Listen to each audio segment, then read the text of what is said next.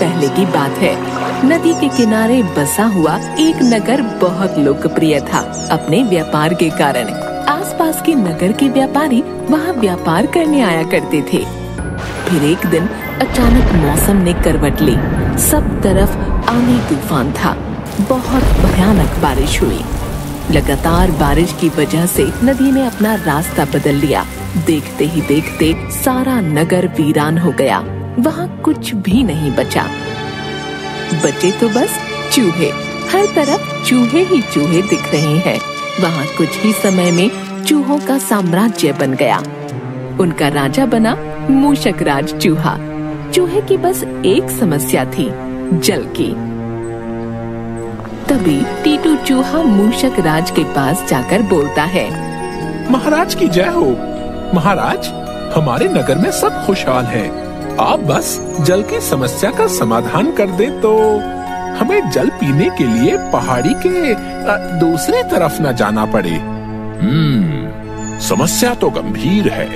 अपने 200 या 300 सैनिकों के साथ नगर के उत्तर भाग में जमीन को खोदना शुरू करो। वहाँ जल स्रोत अवश्य मिलेगा। फिर क्या था, सब सैनिकों ने खुदाई शुरू की और कुछ दिनों में वहाँ एक बहुत बड़ा जलाशय निकल आया। उसी नगर की कुछ दूरी पर चंपक वन था, जहाँ बहुत सारे हाथी रहते थे और उन हाथियों का राजा था गजराज, एक विशाल हाथी। चंपक वन में एक साल भयानक सूखा पड़ा, जिसके कारण वहाँ पर भारी भरकम शरीर वाले हाथियों की दुर्दशा हो गई। हाथी के बच्चे प्यास के कारण दम तोड़ रहे थे। सब तरफ निराशा का माहौल था। गजराज इस समस्या से चिंतित एक पेड़ के नीचे खड़ा था। तभी गजराज का मित्र एक मोर वहाँ आता है और बोलता है, महाराज, पड़ोस के नगर में एक बहुत विशाल जलाशय है, जहाँ पर आप अपनी प्रजा को पानी पीने के लिए भेज सकते हैं। धन्यवाद मित्र, तुमने हमें बहुत बड़ी मुसीबत से बचा लिया। उसके तुरंत बाद गजराज ने सभी को उस नगर की तरफ जाने का आदेश दिया। सैकड़ों हाथी अपनी प्यास बुझाने डोलते हुए नगर की तरफ चल पड़े।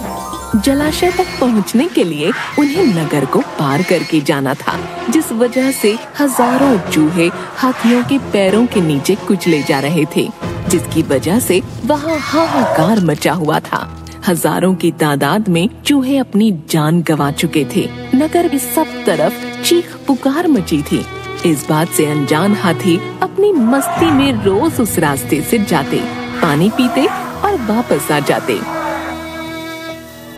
काफी सोचने विचारने के बाद मूषक राज के मंत्रियों ने कहा, महाराज, आपको ही जाकर गजराज से बात करनी चाहिए।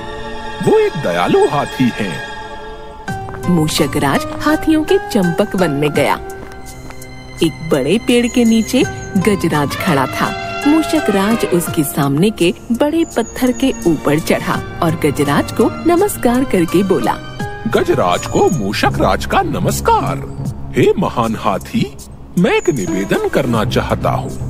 आवाज गजराज के कानों तक नहीं पहुँच रही थी। दयालु गजराज उसकी बात सुनने के लिए नीचे बैठ गया और अपना एक कान पत्थर पर चढ़े मूषक राज के निकट ले जाकर कहा, नन्हे मियाँ, आप कुछ कह रहे थे, कृपया फिर से कहिए। हे गजराज, मुझे चूहा कहते हैं। हम बड़ी संख्या में पड़ोसी नगर में रहते हैं। मैं उनका मूषक राज हूँ। आपके हाथी रोज जलाशय तक जाने के लिए नगर के बीच से गुजरते हैं। हर बार उनके पैरों तले कुचले जाकर हजारों चूहे मरते हैं। ये मूषक संहार बंद न हुआ तो हम नष्ट हो जाएंगे। गजराज ने दुख भरे स्वर में कहा, मूषक राज, आपकी बात सुन मुझे बहुत शोक हुआ। हमें ज्ञान ही नहीं था कि हम इतना अनर्थ कर रहे हैं। हम नया रास्ता ढूंढ लेंगे। गजराज, आपने मुझ जैसे छोटे जीव की बात ध्यान से सुनी। आपका धन्यवाद। गजराज, कभी हमारी जरूरत पड़े तो याद जरूर कीजिएगा। गजराज ने सोचा कि यह नन्हा जीव हमारे किसी काम क्या आएगा। सो उसने केवल मुस्कुराकर मूषक राज को विदा किया। कुछ दिन बाद पड़ोसी देश के राजा ने सेना को मजबूत बनाने के लिए उसमें हाथी शामिल करने का निर्णय लिया। राजा के लोग हाथी पकड़ने आए। जंगल में आकर वे चुपचाप कई प्रकार के जाल बिछाकर चले गए। सैकड़ों हाथी पकड़ लिए गए। एक रात हाथियों के पकड़े जाने से चिंतित गजराज जंगल में घूम रहे थे कि उनका पैर सूखी पत्तियों के नीचे छल से दबाकर रखे गए रस्सी के फंदे में फंस जाता है। जैसे ही गजराज ने पैर आगे बढ़ाया, रस्सा कस गया। रस्से का दूसरा सिरा एक पेड़ के मोटे तने से मजबूती से बंधा था। गजराज चिंघाड़ने लगा। उसने अपने सेवकों को पुकारा, लेकिन कोई नहीं आया।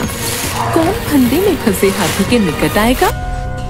एक युवा जंगली भैंसा गजराज का बहुत आदर करता था। जब वह भैंसा छोटा था तो एक बार वह गड्ढे में जा गिरा था। उसकी चिल्लाहट सुनकर गजराज ने उसकी जान बचाई थी। चिंघाड़ सुनकर वह दौड़ा और फंदे में फंसे गजराज के पास पहुंचा। गजराज की हालत देख उसे बहुत धक्का लगा। ये कैसा अन्याय है? गजराज, बताइए क्या करूं? मैं आपको छुड़ाने के लिए अपनी जान भी दे सकता हूं। बेटा, तुम बस दौड़कर खंडहर नगरी जाओ और चूहों के राजा मूषक राजा को सारा हाल बताना। उससे कहना कि मेरी सारी आस टूट चुकी है। भैंसा अपनी पूरी शक्ति से दौड़ा दौड़ा मूषक राज के पास गया और सारी बात बताई। मूषक राज की जय हो। चंपक वन के महाराज, हमारे गजराज मुसीबत में हैं। उन्हें शिकारियों ने अपने जाल में पकड़ लिया है। उन्हें आपकी मदद चाहिए। मूषक राज तुरंत अपने 20-30 सैनिकों के साथ भैंसे की पीठ पर बैठा और वो शीघ्र ही गजराज के पास पहुँचे। चूहे भैंसे की पीठ पर से कूदकर फंदे की रस्सी कुतरने लगे। कुछ ही देर में फंदे की रस्सी कट गई व गजराज आजाद हो गए। धन्यवाद मूषक राज, मैं आपका आभारी हूँ जो इस मुसीबत के समय आपने हमारी मदद की। गजराज, हम सब जंगलवासी अगर मिलकर रहें तो सब मुसीबतों का सामना आसानी से कर सकते हैं।